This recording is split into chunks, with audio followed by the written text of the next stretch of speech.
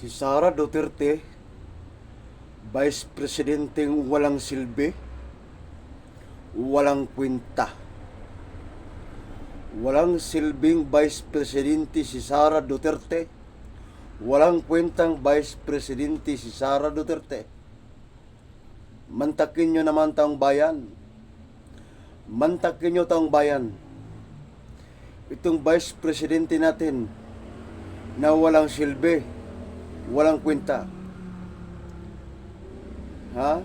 Mula 2022 taong bayan hanggang 2025. Taon-taon ay mayroon tayong bagyong nagaganap sa bansa natin.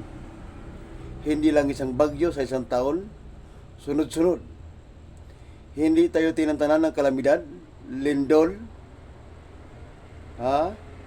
sunog, bagyo, mga ganyan. Di ba? Ganyan ang nangyari sa bansa natin. Nasaan ba? Nasaan ba taong bayan si Sara Duterte? Nasaan taong bayan ang Vice Presidente natin sa oras ng kalamidad?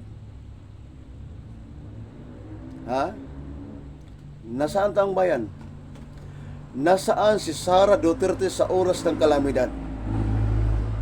Siya ay wala sa bansa minsan. Minsan andito sa bansa. Pero mayroon siyang inaatinan na kung ano-ano. Di ba? Sa tuwing may kalamidad, nawawala yan, lumalaya sa bansa natin yan. Sumisibat sa bansa natin. Ganyan ba ang katangian? Ganyan ba ang katangian na ganyan ba? Ganyan ba ang karapat-dapat na mamuno sa bansa natin? Karapat-dapat ba si Sara taong bayan? Karapat-dapat ba si Sara taong bayan na mamuno sa bansa natin? Mula 2022 hanggang 2025? Itong 2025 lang. Bago lang. Nasaan siya noong oras ng kalamidad? Wala siya. Bigla siyang nawawala.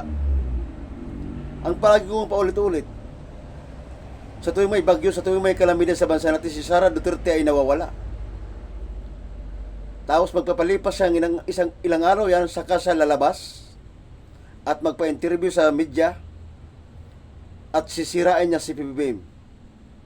Ganyan ang ginagawa ni Sara. Hindi niya tinatanan si PBBM, siraan ang siraan. Dahil sa kanyang pagkakulong sa kanyang ama. Yan ang totoo. Kaya hindi tinigilan ni Sara Duterte sirain si PBBM. Dahil hindi niya matanggap yung ama niya ay nakulong sa ICC. Wala kang kwintang Vice President Sara Duterte. Wala kang silbing Vice President Sara Duterte. Wala kang silbi. Tapos palagi mong binabanggit na handa mo ng pamunuan ng bansa. Palagi mong binabanggit na handa mo ng pamunuan ng bansa. Sino ka ba, Sara Duterte? Who you are, Sara Duterte? Who you are? Nahihibang ka, Sara Duterte? Yung mga pinagsasabi mo, Sara Duterte, na handa mo ng pamunuan ng bansa, ikaw ay nahihibang. Nahihibang ka, Sara Duterte. Nahihibang ka. Wala ka sa katinoang pag-iisip binabanggit mong ganyan mga salita. Nahihibang ka, Sara Duterte. Sa tuwing may bagyo, nawawala ka, Sara Duterte. Sa tuwing may kalamidad, nawawala ka. Tapos pag ilang araw sa kakalilitaw, magpa-interview sa media, sabay sira kay PBBM. Di ba? Kasi nga wala kang kwentang Vice Presidente. Wala kang silbing Vice Presidente, Sara. Wala kang kwenta eh.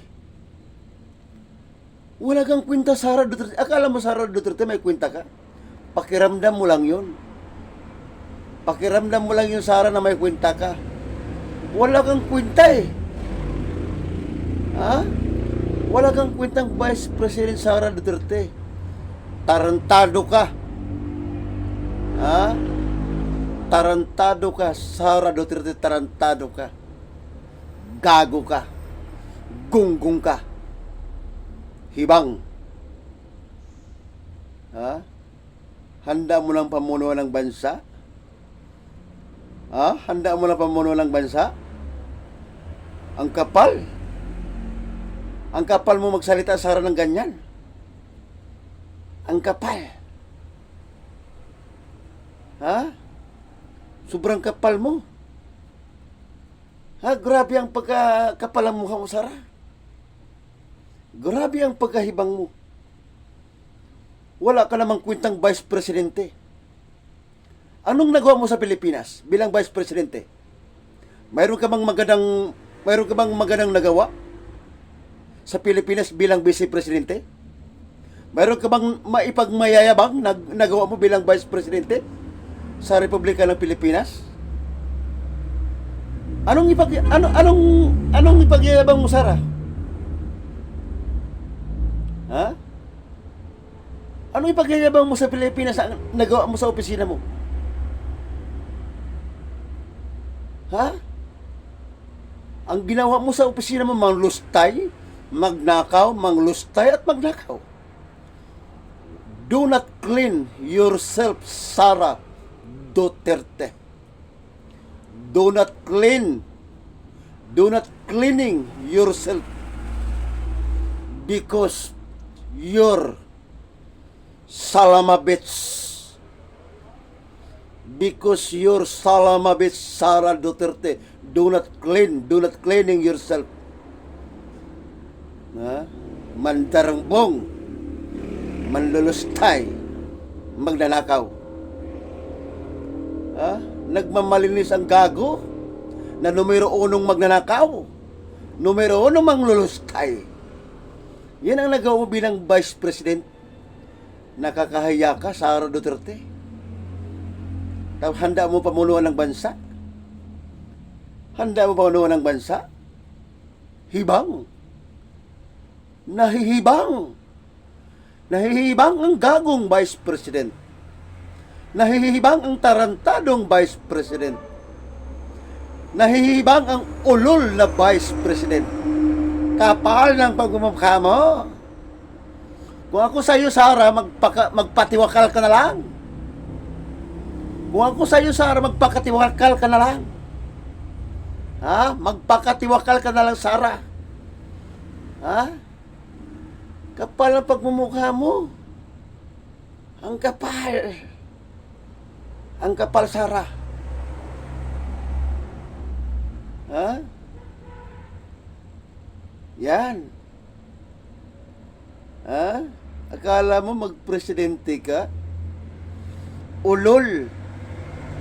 Akala mo, Sara, magpresidente ka? Ulol. Kahit sa 2020, Sara, hindi ka mananalo. Kakain ka ng alikabok. Marks my words. Marks my words, Sara Duterte. Kahit sa 2020, kakain ka ng alikabok. Ha? Wala eh. Nahihibang ka. Sara. Nahihibang ka. Ha? Wala ka sa tamang katinuan. Dahil pamilyang buang kayo. Pamilyang baliw kayo.